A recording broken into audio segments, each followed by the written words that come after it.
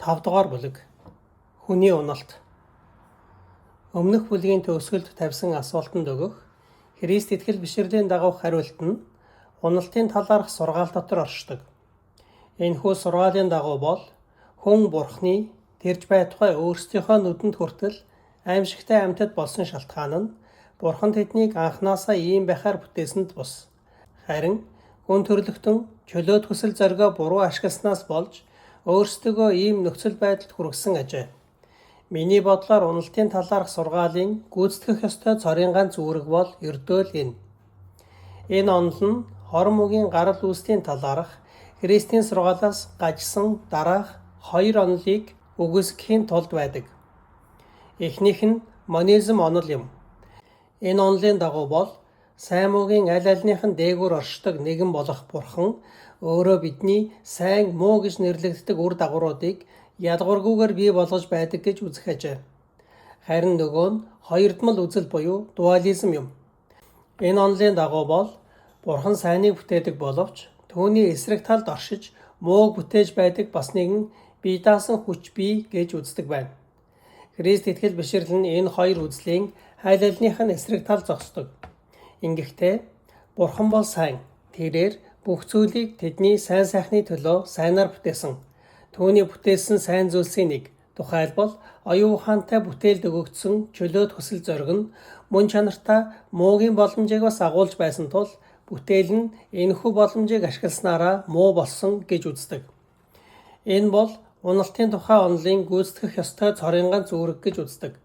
Тийм учраас заримдаа хүмүүсийн санал болгодогч гэсэн миний хувьд бол хүлээн зөвшөөрөх боломжгүй дараах 2 нэмэлт үүргүүдээс үүнийг ялгаж салгах ёстой.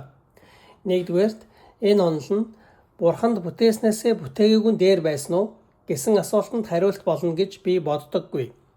Энэ асуултанд би угаасаа хариулахаас татгалздаг. Гэхдээ ямар тач үүнийг утга төгөлдөр асуулт гэж үзээд хариулах ёстой боллоо гэж бодъё.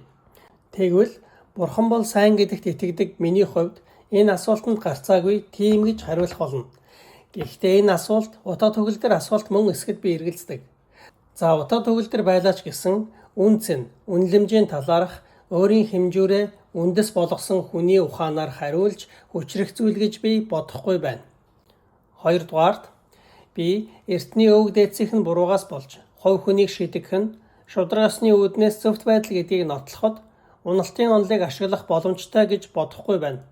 Уналтын онолд ийм утга санааг агуулж буй мэт сэтгэл төрүүлэхээр зарим нэг зүйлүүд бий. Гэсэн ч уналтын онолыг санаачилсан хүмүүс үнэхээр ийм бодолтойгоор үүнийг бичсэн эсэхэд би эргэлздэг. Сүмийн эцгүүд бид Авраамийн үйлдэлсэн нүглээс бол шитгэгдэж байна гэж хэлэх үе байдаг боловч ихэнхдээ бид Адам дотор нүгэл үйлдсэн гэж хэлдэг. Тэд яг ямар санаа бодолтойгоор ингэж хэлж байсныг олж мэдэхэд хэцүү шүү дээ гэж бодож байж болох юм. Мөн тэд буруу бодож байсан гэсэн дүгнэлт хийж болох юм. Гэхдээ миний хувьд бол Адам дотор гэж тэдний хэлж байсан энэ үг зүгээр нэг хэлцэг хэмээн хайхрамжгүй өнгөрүүлэх зүйл гэж бодохгүй байна. Ухаантайч байсан бай, тэнэгч байсан бай. Ямар тач тэд биднийг Адамын нүгэлд зөвхөн хууль ёсны хувьд биш, харин түүний үйлдэлд бодтойгоор оролцсон гэдэгт итгэж байжээ. Бид Адам дотор байсан гэх итгэл үнэмшлийг баттай зүйл болгохын тулд үүнийг физик утгаар тайлбарлах оролдлого нь хүлээн авахд бэрх зүйл байж болно. Мэдээж ийм итгэл нь өөрөө тэр чигтээ зүгээр нэг төөрөгдөл төдий зүйл үү? Эсвэл бидний ердийн ойлголтоос давсан сүнслэг бодит байдлын талаарх жинхэнэ ойлголт уу гэдэг нь цаашид тодорхой авч үзэх шаардлагатай асуудал юм. Гэхдээ энд яригдах асуудал биш. Өмнө нь ч бас хэлж байсанчлан эрт цагаас эхлэн өвөг дээдсийг мань өвчлүүлж байсан чадваргүй дорой байдал нь орчин үеийн хүмүүс хүртэл дамжиж ирсэн байгаа нь шийдэглийн шударгасны жишээ гэдэгтээ маргах санаа надад алга. Миний бодлоор энэ бол эсрэгээрээ 2 дугаар бүлэгт ярьсан шиг доктортой ертөнцийг бүтээхэд зайлшгүй шаардлагатай зүйл юу байсныг харуулж өгч буй жишээ юм. Мэдээж хүний үйлдэлсэн хамгийн анхны нүглийн үр дагаврыг Бурхан гайхамшигаараа арилгаж өгч чадхал байсан байх. Гэхдээ нэгэнт цаашид үйлдэгдэх 2, 3 дахь удаагийн нүглүүдийнх нь үр дагаврыгч бас үргэлжлүүлэн гайхамшигаар арилгаад байх боломжгүйгээс цааш энэ нь бидэнд тийм ашиг тустай зүйл болж өгч чадахгүй. Учир нь ийм гайхамшиг үйлдэгдэхээ зогсгол юм бол яг одоо байгаа шигээ өрөвдөлтэй байдлаа буцаад очих болно. Тэгээд жийн байдлаар ертөнц үргэлжлүүлэн Бурхны оролцоотойгоор засагдаж, өөрчлөгдөж байх юм бол хүний сонголтоос хамаарах чухал зүйл гэж юу ч байхгүй болж, сонголт гэдэг зүйл өөрөө ямар ч тодорхойгүй зүйл болж хувирах учраас өмнөө байгаа сонголтуудаас алийг нь сонгосон ямар ч ялгаагүй тийм ертөнц байх байсан. Үүний улмаас сонголт гэдэг зүйл жинхэнэ утга учираа алдсан тийм ертөнц болж орхих байсан. Бидний мэдэж байгаачлан шатар тогтож буй хүний эрх чөлөө, шатрын талбай бас нүүдлийн хатуу дүрмээр хязгаарлагдана. Хүний уналттай холбоотой энэхүү сургаалын жинхэнэ гол зорилгыг нь ингэж ялгаж салгасныхаа дараа одоо сургаалыг яг өөрийнх нь талаар авч үзье. Эхлэл номноос бид хүнд мэдлэгийг өгдөг нэгэн ид шидийн жимсний тухай түүхийг хардаг. Гэтэл уналтын талаарх энэ сургаал хөгжихийн хэрээр жимсэн дотор агуулгадж байсан ид шидийн чанарын талаар ярихаа болж энэ нь зөвхөн хүний дуулуургүй байдлын талаарх түүх болон хөгжсөн. Харин шашны дотор байдаг домог зүг хүртэл анхааран сонирхдаг миний хувьд Библиэлд гарч байгаа домгуудыг анхааран сонирхох нь зүйн хэрэг. Тийм учраас би шидэт алимыг онцолж, амийн мод хийгээд мэдлэгийн модыг хооронд нь нэгтгсэн хувилбар нь алимыг зөвхөн дуулууртай байдлын баталгаа болгон харуулж буй хувилбараасаа илүү гүн гүнзгий нарийн үннийг агуулж байгаа гэдэгт эргэлзэхгүй байна. Гэхдээ дуулууртай байдлыг онцолж буй хувилбар нь үнэн бас хэрэгцээтэй байж чадаагүй байсан бол энэ сургаалыг өнөөдрийн шиг ингэж чуулган дотор хөгжиж агуу судлаач нараар хүлээн зөвшөөрөгдөхийг ариун сүнс зөвшөөрөхгүй байх байсан гэдэгт би итгэдэг. Миний хувьд энэ хувилбарын талаар авч үзэх гэж байна.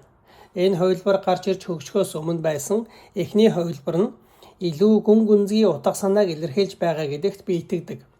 Гэхдээ би түүн рүү гүнзгий нэвтэрч чадахгүй гэдгээ мэдэж байна. Тиймээс уншигч танд би хамгийн сайныг нь биш, харин өөрийн чадах хэмжээний зүйлийг л харуулахыг хүсэж байна. Хөгжиж ирсэн онолын дагуу харах юм бол хүн анх бүтээгдэх үедээ төгс сайн, төгс аз жаргалтай оршихуй байсан боловч Бурханд дуулуургүй байснаасаа болж өнөөдрийн бидний харж байгаатай адилхан оршихуй болж орхисон. Олон хүмүүс энэ онол худал гэдгийг орчин үеийн шинжлэх ухаан нэгэнт баталсан гэж үздэг. Бид сайн зан чанартай, аз жаргалтай хүн байсан анхны төлөв байдлаасаа унаж дороотсон бус. Харин араатанлаг, бүдүүлэг байдлаасаа баг багаар сайжирсаар ирсэн гэдгээ ойлгосон гэж тэд хэлдэг. Гэхдээ миний бодлоор тэд бүрэн төөрөлдөж байна. Араатанлаг эсвэл бүдүүлэг гэдэг үгс нь уран зохиол эсвэл өдөр тутмын хэлэнд бол доромж утгаар, заримдаа шинжлэх ухаанд бол тайлбарын нэр томьёо байдлаар хэрэглэгддэг азгүй ангилалд хамаардаг үгс юм. Хүний уналтын онолын эсрэг энэ онол нь эдгээр үгсийн дээрх хоёр төрлийн хэрэглээг хооронд нь хольж хутгаснаас үүдэлтэй зүйл. Хэрэв хүн зэрлэг бүдүүлэг төлөвөөс ангижирч сайжирсаар ирсэн гэж байгаа нь зөвхөн хүн бие махбодынхоо хувьд амьтдаас гаралтай гэсэн үг мөн бол үүнд эсэргүүцээд байхаар зүйл алга. Гэсэн хэдий ч ийм байлаа гэд хүн эртний байх тусмаа илүү зэрлэг, амьтанлаг байсан гэсэн дүгнэлтийг хийх боломжгүй. Мэдээж амьтанд ёс суртахууны талаасаа сайн гэх зүйл байхгүй. Гэхдээ амьтанд гэхээр заавал хүмүүсийн энэ бол хор муу гэж үздэг зүйлүүдийг л байнга хийгээд байдаг юм биш. Эсвэргээр амьтдын дундаж бас хүмүүсийн нэгэн адил нэг нэгэндээ хор хөнөөл учруулдаггүй тийм амьтад бий. Бүх амьтад бидний шиг ховдог шунхай, бэлгийн завхралд орсон байдаггүй. Ялангуяа хүн шиг эрх мэдэл шундаг амьтан гэж хаанч байхгүй.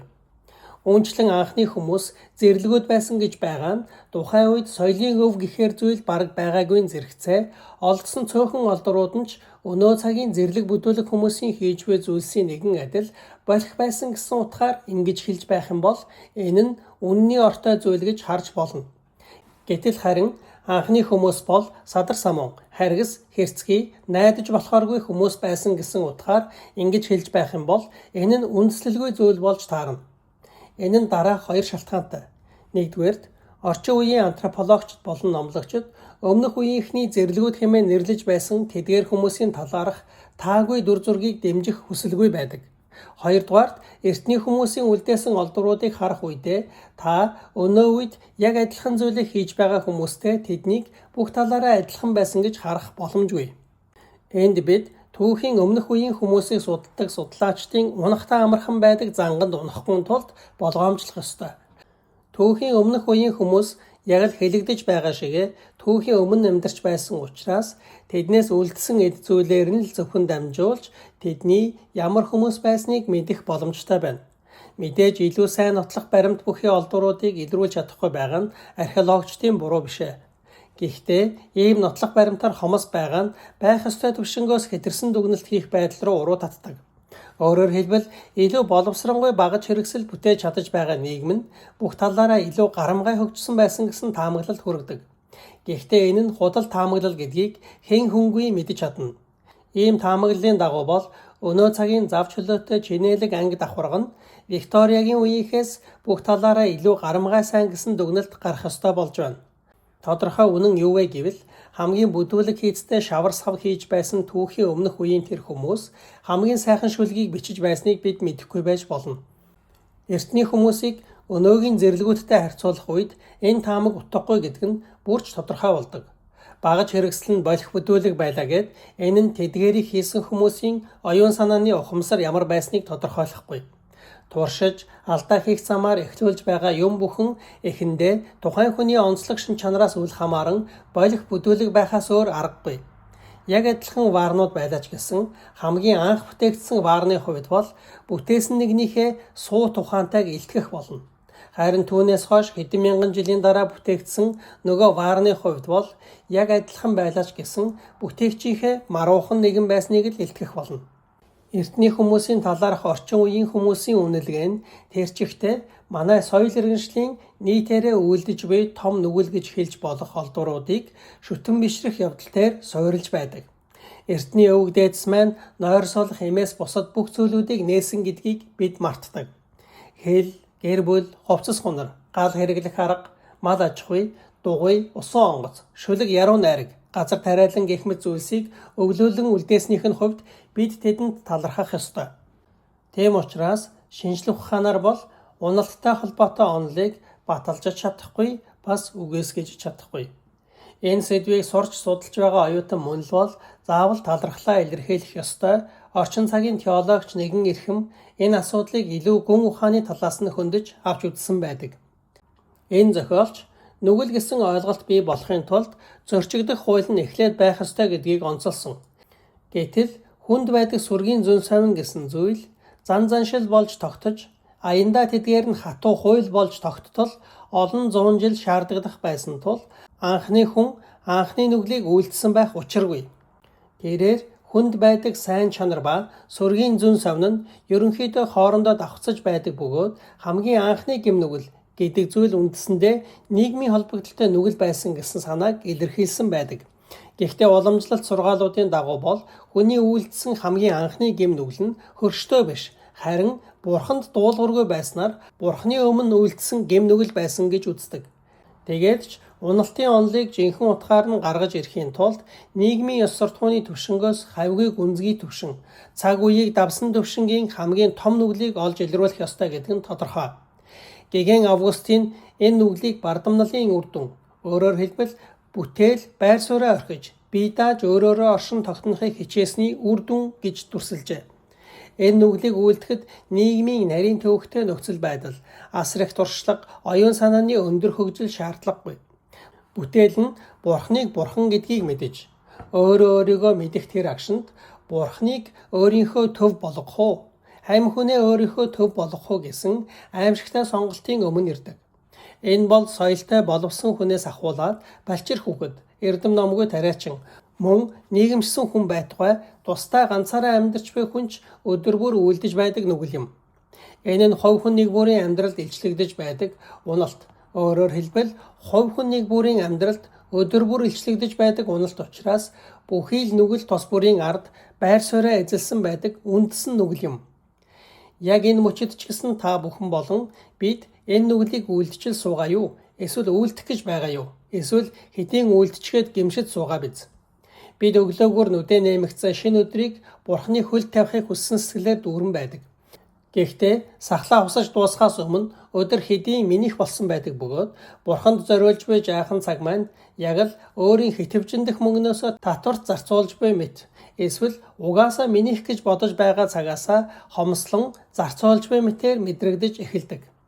Хэн нэг хүн өөрийгөө дуудлагыг авлаа хэмээн бодож, Шинэ ажлыг эхлүүлэх үедээ эхний 7 хоногийн турш тэрхүү дуудлага гол болгон ажиллахаас биш, энэ хугацаанд бий болох баяр хөөр, зовлон шаналлыг Бурханаас ирж буй тохиолдлын зүйл мэт хүлээн авч дэвчдэг. Гэхдээ 2 дахь 7 хоногоос эхлэн ажиллах арга барил сууж, туршлагажиж эхэлдэг. Тэгээд 3 дахь 7 хоног дээрээ тэр бүх ажлаа гартаа оруулсан байх бөгөөд өөртөө зориулсан төлөвлөгөө гаргаж түүнийгээ биелүүлж чадах юм бол үүнийгээ зүгээр л эрхээ эдэлж буй мэтээр мэдэрдэг. Харин ингэж чадахгүй бол хэн нэгэн нь хөндлөнгөөс оролцож саад болж буй мэтээр мэдэрнэ.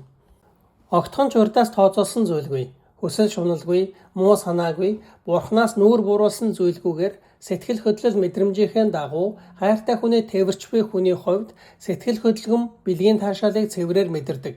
Гэхдээ 2 дахь удаагийн тээвэрлэлт нь нэгэнт амссан таашаалаа дахин эдлэх зорилготой, эсвэл зорилгоо хэрэгжүүлэх арга хэрэгсэл болж мөн чанар нь өөрчлөгдөж, бусдыг эд зүйл мэт, өөрөөр хэлбэл өөрийнх нь хүсэл зугаа хангах машин мэт хандах байдал руу уруудах эхний алхам байж болох юм. Үүнчлэн анх хичнээн гэмгүй сэтгэлээр, дуулууртай дагалттор өгөгдөж буй зүйлийг хүлээн авахд бэлэн сэтгэлээр эхлүүлсэн байсан ч тухайн үйлдэл нь давтагдах болгондоо анхны энэ байдлаа алдаж байдаг. Үүний нэг адил анх Бурханы төлөө бодож сэтгэж байсан зүйлүүд ч гэсэн цаг хугацаа өнгөрөх үед бодож сэтгэж байгаа нь өөрөө таашаалтай зүйл болж үргэлжлээд эцэст нь өөрийнхөө бахархал эсвэл нэр төрийг зорилгоо болгодог. Бүхэл өдрийн турш бас бүхэл амьдралынхаа турш ингэж бид үргэлжлүүлэн доош гулсаар ундаг. Үнэн дээр бид ингэж доош гулсахаас өөр аргагүй мөн чанартай тул нүгэл үлдэхгүй байж чадахгүй. Тийм учраас бид хичнээн уучлалыг авах боломжтой гэж хүн бодож болох юм. Гэхдээ Бурхан биднийг анханаас нь ингэж бүтээсэн байх учиргүй. Яаж ч бодсон гэсэн биднийг ингэж доош татаж Бурханаас холдуулж буй татах хүч, өөрөөр хэлбэл төрлөх хамь хүн рүү маань буцаан аваачиж буй зам нь уналтын үр дүнд бий болсон зүйл байх ёстой. Хүн анх уналтанд орох үед яг юу болсныг бид мэдэхгүй. Гэхдээ хэрвээ ийм зүйл болсон байх хэмээн таамаглаж болдог бол би дараах дүрслэлийг санал болгох байна. Гэхдээ Сократын хэлсэн шиг үлгэр домог гэсэн утгаар нь биш. Харин түүхэн үнэн байж болно гэсэн талаас нь дүрслэн харуулна гэсэн үг. Удаан хугацааны турш Бурхан өөрийн дүрдэрх болон хүн чанарыг тээж явж чадах нэгэн амьд биетийн дүрдэрхийг төгс болгосоор ирсэн. Тэрээр бусад бүх хуруунуудтай хүрэлцэж чадхаар эрхий хуруутай гар, үг хэлж ярьж чадах эрүү, шүд, хүзүүг, бие махбодын бүх хөдөлгөөнийг захирч чадах сэтгэн бодох чадвартай, нарийн төвөгтэй бүтэц зохион байгуулалт бүхий тархийг түүнд өгсөн. Тэрхүү бүтээл нь яг хүн болохоосоо өмнө ийм байдалтайгаар удаан хугацааны турш амьдарч байсан байж болно. Тэрхүү бүтээл нь өнөөгийн археологчдын хүн төрөлхтний нотлохоо гэж хүлээн зөвшөөрөх зүйлсийг бүтээх хангалттай ухаантай байсан ч байж болох юм. Гэсэн хэдий ч тэрхүү бүтээлийн махбодын болон сэтгэл зүйн бүхий л үйл ажиллагаа нь цэвэр материаллык байгалийн зорилго руу чиглэж байсан учраас цэвэр амьтан байсан гэж харахаас өөр аргагүй. Цаг нь болох үед Бурхан энэ амьд организмын сэтгэл зүйн болон физиологийн үйл ажиллагаанд нь шин төрлийн ухамсар, өөрөөр хэлбэл өөрийгөө би хэмээн ухамсарлаж, өөрийгөө объект гэж харж чадхаар Бурханыг мэдэж үнэн, сайн сайхан, гоо үзэсгэлэнг таниж ялгах төдийгүй цаг хугацааны дотор нь байгаа хэрнээ түүний урсан өнгөрч байгааг нь мэдэрч ойлгож чадах шинэ ухамсарыг суулгаж өгсөн. Бие организмыг бүхэлдэн захирч, гэрэлтүүлж бүх хэсгүүдийг нь гэрлээр дүүргэж өгч байсан энэ шин төрлийн ухамсар нь өнөөдөр бидэнд байгаа шиг бие организмын зөвхөн нэг хэсгийг, өөрөөр хэлбэл зөвхөн тархины үйл ажиллагаагаар хязгаарлагдаж байгаагүй.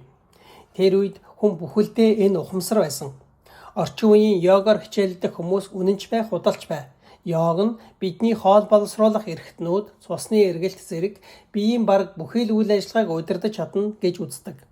Анхны хүнээс ийм ур чадвар маш гарамгай тод илэрхийлэгдэж байсан байх. Биеийн эрхтнүүдийн үйл ажиллагаа нь байгалийн хуулиар биш, харин хүсэл зоригийн хуулиар зохицуулагдаж байсан байх. Биеийн эрхтнүүд нь албадлагаар бус, харин сонголтынхоо дагуу өөрсдийнхөө шаардлагыг хүсэл зоригоороо шийдвүүлэхээр өргөж байсан. Унтаж нойрсох нь өнөөгийн бидний мэдэрч байгаа шиг мэдрэмжгүй байдал биш. Харин хүслээрээ үйлдэж буй ухамсартай амралт байсан бөгөөд анхны хүн сэрүүн байдал дотроос нойрны таашаал болон үүргийг нь эдэлж байсан. Биеийн эдэсийн мөхөх, нөхөн сэргээгдэх үйл явц нь ч бас ухамсартайгаар хүсэл зоригийн дагуу явагдаж байсан учраас амьдралын үргэлжлэх хугацаа нь түүний үзмжээр шийдэгдэж байсан гэж үзсэн ч тийм хэтэрсэн зүйл болохгүй. Ийхүү өөрийгөө бүрэн хянах чадвартай анхны хүн өөртөө нь харилцаж байсан бусад бүх амьд организмын доод хэлбэрүүдийг хянаж чадаж байсан. Одоо ч гэсэн бид араатныг номхруулах ховор авиастай хүмүүстэй таардаг. Диваажин дахь хүмүүс энэ авиасыг гайхамшигтайгаар эзэмшсэн байсан байх. Адамын өмнө амьтад эрхэлж наадан тоглож буйгаар дүрсэлсэн уран зургууд нь зөвхөн бэлгэдлийн шин чанартай зүйл биш байж болох юм. Одоо ч гэсэн боломж нь олдох юм бол хүнийг шүтгэд бэлэн байдаг амьтад таны бодож байгаагаас ч олон бий. Учир нь хүн амьтдын хувьд тахилч нь тэрж байтугай тодорхой утгаараа амьтдын хувьд Христ болохын тулд бүтээгдсэн учраас тэр юм. Тэрхүү хүнд Бурхан зөвхөн налуу боломжтой замд байгаагүй. Түүнд өгөгдсөн шинэ ухамсар нь бүтээгчтэй төшиж байж амралтыг эдэлдэг байхын тулд өгөгдсөн зүйл байсан ба үнэхээр ч тэр бодтойгоор энэ амралтыг эдэлж байсан. Тэр хамтрагчдтайгаа инрэл, нөхөрлөл, хайр дурлал, бэлгийн харилцаа гэх мэт зүйлүүдийг туршиж мэдэж, эсвэл ан амьтан хүрээлэн буурчнаасаа анх удаа гоо зөкслөн, айдас гэх мэт олон янзын баялаг зүйлүүдийг туршиж байсан ч гэсэн хайр болон бодол санаан дотроо ямар ч зовлонгүйгээр үргэлж зөвхөн Бурхныг нэгдүгээр тавьж байсан. Төгс тойрог бүхий хөдөлгөөн дотор Бурханаас хүнд бэлгээр өгдөж байсан оршихуй болон хүч чадал, баяр баясгал нь эргээд дуулууртай дагалт, хайр, магтаал хүндэтгэл болж Бурхан руу очдог байсан. Энэ утгаараа бүх талаараа биш ч гэлээ тухайн үедээ хүн үнэхээр Бурханы хүү байсан бөгөөд Христийн анхны загвар мэт байсан. Бидний эзний загалмай дээр зовлон эдэлж байж харуулсан Бурхан сайн дураараа бууж өгөх үйлдэлийг тэр үед хүн хялбар байдлаар баяр хөөртэйгээр оюун ухаан ба мэдрэхүйн хүч чадвараараа бүрэн харуулж байсан. Хийж байсан эд зүйлс хэл яриаг нь харсан ч энэ ерөөлт бүтээл нь болох бүдүүлэг хүн байсан нь тодорхой. Дадал зуршлаар сурж олж авах ёстой зүйлүүдийг тэр яг л энэ аргаар сурах ёстой болж байсан. Хэрвээ тэр цахиур чулуугаар юм хийж байсан бол тэр нь маш болох бүдүүлэг хийцтэй байх байсан биз. Тэрээр диваажин туулж туршиж байгаа зүйлүүдэд ойлгомжтой ухагтхан хэлбэрээр илэрхийлэх чадвар түүнд огт байгаагүй байж болох юм. Гэхдээ энэ бүхэн нь огт асуудал биш байсан. Багнасаа эргээд харах юм бол томчууд биднийг юм ойлгож эхлэх ягаачгүй гэж бодож байхад нь бид хэдийн сүнслэг зүйлсийг туршиж туулсан байдаг. Тэдгээр нь мэдээж бодит туршлагаар баялаг биш байдаг ч гэсэн өнөө хүртэл туршиж байсан аль ч сүнслэг мэдрэмжүүдээс мань дутхааргүй цэвэр бөгөөд гүн гүнзгий зүйл байсан байдаг. Алстаа боловсралгүй, насанд хүрсэн хүрээгүй, ялгаагүй, хэндэн ч давуу тал гэх зүйл үгүй, хамгийн чухал, цорын ганц төвшин үлдэхэм гэдгийг бид Христ итгэл бишрлэр дамжуулан сурдаг. Хэрвээ бидний дунд ийм диваажингийн хүн гэнэт гарч ирэх юм бол бид түүнийг шуудал цэвэр зэрлэг бүдүүлэг ашиглаж мүлжиж болохоор хүн гэж харах уу? Эсвэл сайндаа харж хандах шаардлагатай хүн байна гэж үзэх нь гарцаагүй. Зөвхөн ганц хоёрхан хүн бидэн дундаа хамгийн ариун гэхээр хүмүүс л удаан үг яриатай, сахал үсэндээ баригдсан, нүцгэн энергийг дахин нэг сайтар ажилласныхаа дараа хөлд нь өвдөг сөгдөх биз. Бурхан ийм хүмүүсийг хэр олныг бүтээснийг, мөн тэдний диваажингийн амьдрал хэр удаан үргэлжилсэнийг бид хэлж мэдэхгүй. Ямар тач тэд төд удалгүй уналтанд орсон. Хэн нэгэн нь эсвэл ямар нэгэн зүйл тэднийг бурхад болж чадна хэмээн шивнэсэн. Өөрөөр хэлбэл цаашид бүтээгчийн хүсэлд нийцүүлэн амьдрах албагүй. Эдэлж буй баяр жаргалаа ямар нэг гэрээний дагуу биш. Харин нэгүслийн бэлэг гэж тооцох шаардлагагүй. Баяр хөөр бол араас нь мөшгөснөөр олж авдаг зүйл биш. Харин Бурханд мөргөж амьдрах явцад дагалддаг зүйл гэж бодоод байх шаардлагагүй хэмээн тэднийг мэхэлсэн. Балчир хүүхэд халаасандаа тогтмол байлгаж тэр хэмжээндээ тааруулан төлөвлөж төсөвлөж байх халаасны мөнгийг эцгээсээ тогтмол авч байхыг хүсдэг шиг тэд ч бас тусдаа бие даасан оршихуй болж өөрийнхөө ирээдүйг өөрөө бүтээж зугаа цэнгэл аюулгүй байдлаа өөрсдөө төлөвлөж өөрийн гэсэн зүйлтэй болохыг хүсэж цаг хугацаа, анхаарал, хайр гэсэн зүйлүүдийн тал дээр Бурханд зохистой хэмжээгээр татвараа төлөх боловч үүгээр зогсолгүйгээр Бурханы биш, өөрийн гэсэн зүйлтэй болохыг хүсэж тэмүүлэх болсон. Биднийхээр бол сүнс сэтгэлээ өөрийнх байлгахыг хүссэн.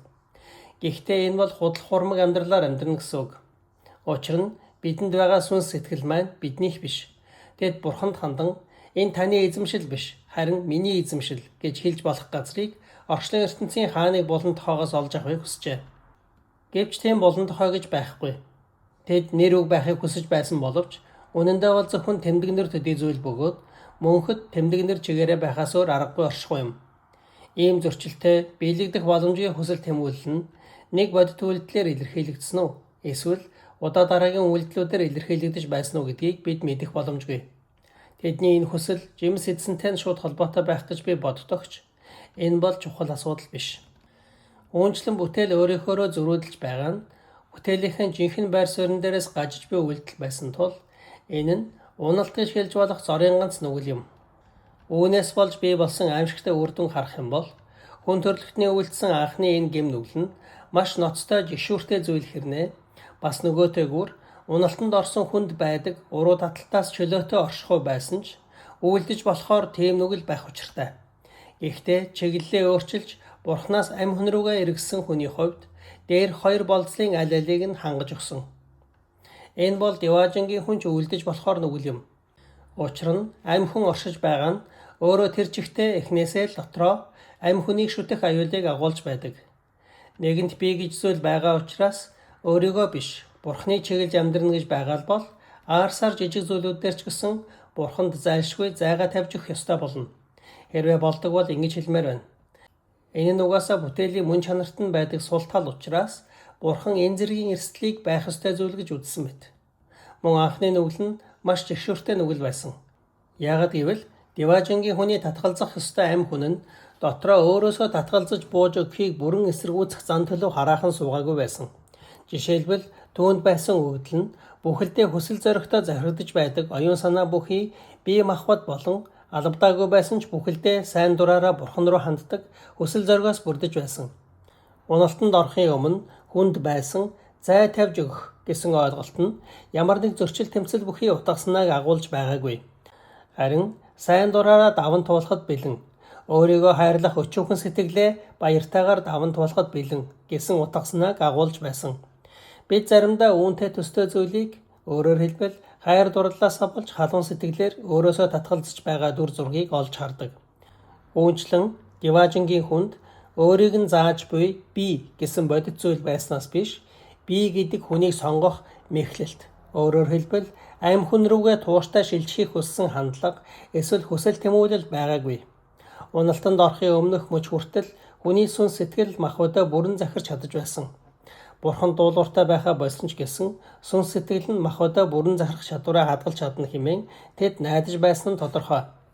Гэвч тэрхүү сүнс сэтгэлийн бие махбодынхон дээгүүр хэрэгжүүлж байсан эрх мэдэл нь Бурханаас томилгоо болж өгөгдсөн зүйл байсан учраас Бурханыг төлөөлөх үүргээсээ татгалзах тэр агшинд энэхүү эрх мэдлээч бас алдсан.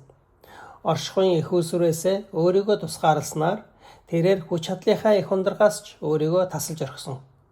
Бүтээлийн ертөнцид аан бээг захирна гэдэг бол Бурхан аагаар дамжуулан бээг захирна гэсэн үг юм. Нэгэнт өөрийг нь эсэргүүцсэн сүнс сэтгэлээр дамжуулан амьд организмуудыг үргэлжлүүлэн захирсаар байх нь Бурханы хувьд угтаа боломжтой зүйл байсан эсэгт бид эргэлзэж байна. Ямар тааж Бурхан тэгээгүй. Бурхан сүнсний хуулиар бус байгалийн хуулиудын дагуу илүү гадна талын арга барилаар амьд организмуудыг удирдах эхэлсэн. Улмаар амьд организмын эд эрхтнүүд нь хүний хүсэл зориг захирагдах биш, харин оронд нь энгийн биохимийн хуулиудын хяналтаар орсон. Улмаар эдгээр хуулиудын харилцан үйлчлэлийн үр дүнд бий болдог өвдөлт, хөгшрөлт, үхэл гэсэн зүйлүүдээр бид зовоогдох болсон. Мөн хүний оюун санаанд хүсэл шунал гэдэг зүйл бий болж эхэлсэн бөгөөд энэ нь хүний өөрийн сонголтын дагуу биш, зөвхөн биохимийн болон хүрээлэн буй орчны нөлөөгөөр бий болдог зүйл байв. Хүний мэдрэлийн системч бас холбоо хамаарал бүхий сэтгэл зүйн нэгдлийн хуулиудын доор орсон. Анх энэ хуулийг Бурхан хамгийн дээд бүтээл болох хүний сэтгэл зүйг захирч байхаар бүтээжээ. Байгалийн энгийн далайн төрлөخت автсан хүсэл зориг нь гаргаж ирсэн цөөхөн хэдэн шин бодол, хүсэл санаагаа хамаг чадлаараа дэмжиж түлхэхээс өөр хийж хүчрэх зүйлгүй болсон бөгөөд ингэж бий болсон тайван бус эсэргүүцэгчд нь өнөөгийн бидний мэдих дал тухамсар үүсгэхэд хүргэсэн. Миний бодлоор энэ бүх үйл явц нь одоо цагт нэг хувь хүнд тохиолдож болох уналт дороотолттой харьцуулах хэмжээний зүйл байгаагүй. Энэ бол өөрийнхөө төрлийн байр сууриа алдах үйл явц байсан. Хүн төрлөختөн уналтанд орсноороо хүний өөрийн өвөрмөц эрхэмдээд шин чанараа алдсан. Чи газар шароондоо буцах болно. Эхлэл 3:19. Бүтээлийн эхэн үед Бурхан ургамлын амийг амьд амьтны суур болгон өргөмжилж, химийн урвалыг ургамлын их үндэс болгон өргөмжилж, физик процессыг химийн суур болгон өргөмжилсэн шигэ Сүнслэг амийн суур байхаар өргөмжилсөн байсан хүнээ амьд организмын анхны байгалийн төвшөнд нь буцаан аваачсан. Ийхүү хүн хүний мөн чанарын эзэн байхаа болж гэр дотроо хоног тойруулагч бүр цаашлаад хоригдол болж хувирсан. Ухаалгаар ухамсарлах чадваранч гэсэн өнөөдрийн бидний байгаа байдал руу, өөрөөр хэлбэл тархины үйл ажиллагааны өчүүхэн хэсгээс шалтгаалan ас жунтарч байдаг гэрэлтүүлэг мэд зүйл болж орхисон. Гэхдээ хүний сүнсний хүч чадал ингэж хязгаарлагдмал болсон нь сүнс өөрөө тэр чигтээ завхарснаас илүү их хор хөнөөлтэй зүйл байгаагүй. Хүний сүнс Бурхан руу нуруугаа харуулж өөрийгөө шүтэх болсноор Бурхан руу эргэж очих боломж байсан ч гэсэн үүний тулд маш хүнд хэцүү зүйлийг давж тоолох ёстой болсон байв. Учир нь хүний зүрх сэтгэлийн чиг хандлага нь цэвэр дотогшоо өөр рүүгээ чиглэх болсон. Ийхүү бардамнал, шунхайрал, өөрийнхөө сайхныг бишрэх, бусдыг дорд үзэж гутаан доромжлох, атаархах, бүрэн хангалуун болохын тулд ханад сатахыг мэдхээ болох зэрэг нь хүнд байдаг байгалийн төрөлх хандлагууд болж хувирсан. Сүнс сэтгэл нь мөн чанараа захирах хүчгүй сул дорой төдийгүй бүр хорон муу хаан болсон. Бие махбодоос сүнс сэтгэл рүү илгээдгээс бүр хамаагүй муу хүслийг сүнс сэтгэл бие махбод руугаа илгээх болсон. Энэ нөхцөл байдал нь генээр дамжсан бөгөөд дараагийн бүх үеийнхэнд удамшсан. Учир нь энэ бол биологчдын хэлж байгаа шиг зүгээр нэг олдмол шин чанар биш байв. Харин энэ бол шин төрлийн хүн бий болсон хэрэг байв. Бурхны хизээж бүтээгээгүй шин төрөл зүйл нүглээр дамжуулан өөрөө бий болсон. Хүнд гарсан энэ өөрчлөлт нь зүгээр нэг шин зуршлууд бий болж байгаатай адилхан хөнгөн зүйл байгаагүй. Харин энэ бол хүний дотоод бүтэц үндсээр өөрчлөгдөж, бүрэлдэхүүн хэсгүүдийнх нь хоорондын харилцаа нь алдагдаж, аль нэг элемент нь дотроосоо гажиж муудсан үйл явдал байсан. Бурхан энэ үйл явдлаас гайхамшигаар урьдчилан сэргийлж чадах байсан. Гэвч ингэх юм бол өөрийг нь эсэргүүцэн тэрсэлсэн ч бай. Өгөө бүр тэдний ийм тэрслэлийг ашиглаад эрх чөлөөтэй хүмүүс оршин буй ертөнц бүхий энэ жүжгээр дамжуулан өөрийн нэгүсэл сайн чанарыг илэрхийлэхийг хүссэн зорилгоосоо няцаж буй хэрэг болох байв. Бурхан ертөнцийг сайн руу чиглэж байхаар төлөвлөж бүтээсэн хэдий ч бүтээл нь өөрийн чөлөөт хүсэл зоригоор тэрхүү сайн зорилгыг тасалдуулсан гэсэн санааг хэтэрхий хүчтэй илэрхийлэх үед төрж болзошгүй нэгэн утгагүй санаанаас сэрэмжлэхийн тулд жүжиг, симфон, эсвэл бүжгийн жүжиг гэх мэт зүйлүүдийг бэлэгдлийн чанараар ашиглах нь бидэнд ашигтай байдаг. Учир нь ийм үзэл санааг хэд хүчтэй илэрхийлэх үед хүн төрлөختний уналт нь Бурхныг бүр гайхшруулж орхисон зүйл байсан мэт мөн үүнээс болж түүний төлөвлөгөөг бүрэн бүтлгүүтүүлсэн гэсэн инээдтэй санааг төрүүлж болзошгүй юм. Эсвэл Бурхан анхнаасаа хизээж бүтэхгүй гэдгийг нь мэдсээр байж тийм нөхцөл байдал тохируулан бүх юмсыг бүтээсэн гэсэн бүрч инээдтэй санаа төрж болох юм. Мэдээж Бурхан хамгийн анхны оддын мананцрыг бүтээж байхдаа ч загалмайг харж байсан гэдэг нь үнэн. ертөнц бол Бурханаас бууж ирж буй сайн нь бүтээлээс гарч ирж буй муугаар өмүүлэгдэж, харин тэрхүү муугаас үүдэлтэй зовлонгийн мөн чанарыг Бурхан өөр дээрээ авснаар тэрхүү зөрчилдөөнийг шийдвэрлэж буй нэгэн төрлийн бүжиг юм. Хүн чөлөөт хүсэл зоригийнхаа улмаас уналтанд орсон гэж үздэг онол нь сайнд түлшин болж өгч байдаг илүү адармаатай хоёр дахь төрлийн түүхийд болох мууг Бурхан биш, харин хүний бий болгосон зүйл гэж үздэг. Гэхдээ ийм байлаа гэд энэ нь хэрвээ хүн гим зэмгүй чигээрээ үлдсэн байсан бол Бурхан ийм гайхалтай симфон бүтээж чадахгүй байх байсан гэсэн үг бас биш юм. Хэрвээ ийм асуултанд заавал хариулах шаардлагатай болох юм бол би дараах байдлаар хариулах байна. Гэхдээ тэгсэн бол яах байсан бол гэх мэт бодит байдал дээр тохиолдоогүй боломжит нөхцлүүдийн талаар ярих үедээ бид үнэндээ сайн мэдэхгүй зүйлээ ярьж байгаа гэдгээ үргэлж санаж байх хэрэгтэй. Ийм зүйл болж болох, эсвэл болсон байж болох тийм энэ ертөнцөөс тусдаа өөр цаг хугацаа орон зай гэж байхгүй. Орчлон ертөнцийн хаан ихтэй үнээс өөр оюун ухаантай төрөл зүйл байлаач гэсэн тэдэж бас уналтанд орсон гэж үзэх шаардлагагүй гэж харах нь хүний жинхэнэ эрх чөлөөг илэрхийлж чадах хамгийн өр өгөөжтэй арга гэж би бодож байна. Ингээд харах юм бол хүн төрлөختний өнөөгийн байдал нь бид нэгэн эвдэрч доройтсон төрөл зүйлийн гишүүд гэдгээр тайлбарлагдана. Энэ бол нэгэнт юу ч хийж чадахгүй хэрнээ бид ямар шалтгаангүйгээр шийтгэгдэж зовж шаналж байна гэсэн үг биш. Эсвэл аль эртний өвөг дээдсийнхээ уруулж тэрсэлсэн гэмнүглийн төлөө бид ёс суртахууны хариуцлага хүлээж байна гэсэн үгч биш. Гэсэн хэдий ч өнөөгийн бидний нөхцөл байдлыг зүгээр нэг анхны золгойтол гэж нэрлэх бус харин анхны буюу төрлөх гэм нүгэл гэж нэрлэж байгаагийн шалтгаан нь итгэл бишрэлтэй холбоотой бодит туршлагууд маань үүнийг ингэж үзэхээсээр аргагүйд хүргэж байгаатай холбоотой юм. Миний бодлоор онолын хувьд ингэж хэлж болох юм шиг. Тийм ээ, бид хортон шавж шиг аашилдаг нь үнэн. Яагаад гэвэл бид угаасаа л хортон шавж юм чинь. Гэхдээ ямар тач энэ бол бидний буруу биш. Гэвч өөрсдөө хорхоо шавж гэдгээ мэдэх нь хүнд өөрийгөө зөвтгөх шалтгаан болохоосоо илүү харин ч шавж учраас гаргаж буй тодорхой үйлдэлүүдээс маань илүү их ичгүүр уйгашууг бидэнд мэдрүүлдэг. Энэ нь зарим хүмүүсийн хэлж ярьдаг шиг ойлгоход тийм ч хэцүү нөхцөл байдал биш ээ.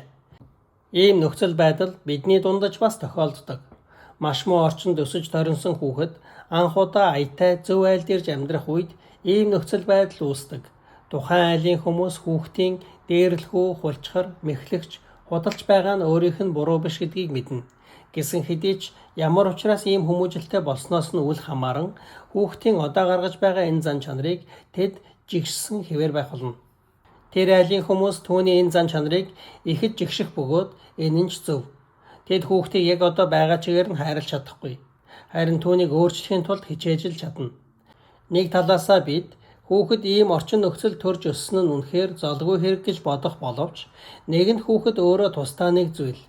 Гаргаж буй зан авир нь ч тусдаа нэг зүйл учраас зан авирыг нь ч бас хамруулан золгүй байгаа хэрэг гэж хэлж чадахгүй. Бусдыг дээрлэхэж, худал ярьж, үүндээ таашаалтай байгаа нь тэр хүүхэд өөрөө. Хэрвээ тэр хүүхэд бодлоо өөрчлөх юм бол хийхээ болсон тэдгээр зүйлүүдээсээ болж ичгүүр гэмшлийг мэдрэх нь гарцаагүй. Үүгээр би уналт гэдэг зүйлийн талаар тайлбарлахын тулд өөрийнхөө төвшөнд чадах бүхнээ хийлээ. Гэхдээ дахин нэг удаа сануулж хэлэхэд энэ бол маш гүйхэн төвшин юм шүү. Агуу их нууцыг агуулж байх учиртай амийн мод ба мэдлэгийн модны талаар бид энд дурдааж үгүй байна. Бас дээрээс нь Паулийн хэлсэн Адам дотор бүгд үхтэгчлэн Христ дотор бүгд амьдруулагт болно гэсэн үгийн талаар юу ч хэлээгүй байна. Бие махбодын хувьд бид Адамын ууцанд байсан гэж үздэг эцгүүдийн сургаалч тэр. Хууль ёсны дагуу бол бид зовлон эдэлсэн Христийн дотор байгаа гэж үздэг Ансельмийн сургаалч тэр. Аль аль нь энэ эрсдлээс ихтэй. Тухайн үедээ тусламж болоод явж байсан эдгээр онолууд надад тэгж их тусламж болоогүй ч гэсэн тийм байлаа гэд өөр онолуудыг гаргаж ирэх бодол надад алга. Сүүлийн үед эрдэмтэд жинхэнэ орчны ертөнцийг заавал дүрсэлж болох үс зүйл байх ёстой гэж найдах ямар ч боломжгүй гэж хэлж ярих болсон. Квант физикийг ойлгохын тулд оюун санаандаа зураглаж төсөөлж байгаа нь үнэндээ жинхэнэ бодит байдал руу ойртох биш. Харин улам бүр холдож буй хэрэг гэж тэд хэлдэг. Тэгвэл хамгийн дээд сүнслэг байдлыг дүрсэлж харж болох үс байх ёстой. Эсвэл хийсвэр сэтгэлгээгээрээ дамжуулан бүрэн тайлбарлаж болох үс байх ёстой гэж шаардах эрх бидэнд бүрч байхгүй. Паулийн хэлсэн үгийг ойлгоход өвөгтэй болгож байгаа нэг зүйл бол даруй дотор гэсэн үг юм. Шинэ гэрээний Библиэлд дахин давтагдж буй энэ үг бидэнд үл ойлгогдох байдлаар хэрэглэгдэж байгааг би ажигласан. Миний бодлоор Адамын дотор үхэж, Христ дотор амьлуулагдана гэж байгаа энэ үгэнд жинхэнэ бодит хүн нь бидний хийсвэр сэтгэлгээ болон гурван хэмжээс төсөөллөөрөө дүрсэлдгээс ихээхэн ялгаатай болохыг илтгэж байна. Өөрөөр хэлбэл хүн нэг бүрийг ялгаж өгч байдаг салангат байдал нь үнэмлэхүй бодит байдал дотор бидэнд огт төсөөлөгдөшгүй ойлголт. Өөрөөр хэлбэл өөр хоорондоо аймаг өгч авалцаж байдаг үйл ажиллагаагаар дамжуулан тэнцвэрийг барьж байдаг бололтой. Адам болон Христ зэрэг архетип хүмүүсийн хийсэн үйлдэл, туулсан зовлон шанал нь зүгээр нэг хууль ёсны дагуух тооцоо, бэлэгдэл, эсвэл шалтгаан үр дагаврыг үндэс болгосон зүйл биш. Харин маш гүн гүнзгий, үл мэдэгдэх бодит байдал дотроос бидний хийсэн үйлдэл, бидний туулсан зовлон шанал болдог байж болзошгүй гэсэн үг. Гэхдээ энэ нь пантеист үзлийн сургадаг шиг хувь хүн нэг бүр ямар нэгэн сүнслэг тасралтгүй байдалд дууссан гэсэн үг биш. Энэ бол бидний итгэлийн ерөнхий чиг хандлагад нийцэхгүй санаа юм. Гэхдээ хувь хүний онцлог байдалтай зөрчилдөх хэрнээ таталцах харилцаатай байдаг өөр нэг зарчим байж болох юм. Ариун сүнс хүний сүнс сэтгэл дотор бодитойгоор оршиж ажиллаж байдаг гэдэгт бид итгэдэг. Гэхдээ мэдээж энэ нь пантеистуудын хэлдэг шиг бид Бурхны нэг хэсэг, эсвэл нэг хувилбар, эсвэл үзэгдэх байдал нь гэсэн утгатай зүйл гэж бид үздэггүй. Эцэстээ бүтээгдсэн сүнснүүдийн хувьд ч яг үүнтэй адилхан зүйл тодорхой төвшөнд хэрэгжиж байж болох юм гэсэн санааг хүлээн зөвшөөрөх шаардлагатай байж магадгүй.